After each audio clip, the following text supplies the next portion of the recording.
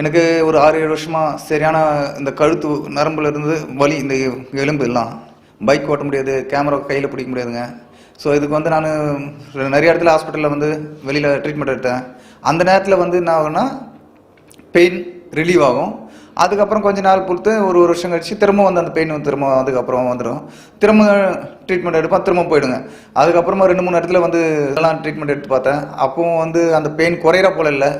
அதுக்கப்புறம் என் ஃப்ரெண்டு மூலிமா 2-3 இடத்துல விசாரிச்ச போது என் ஃப்ரெண்டு மூலிமா வந்து இது போல் ஆர்ஜேஆரில் இது போல் ட்ரீட்மெண்ட் கொடுத்தாங்க.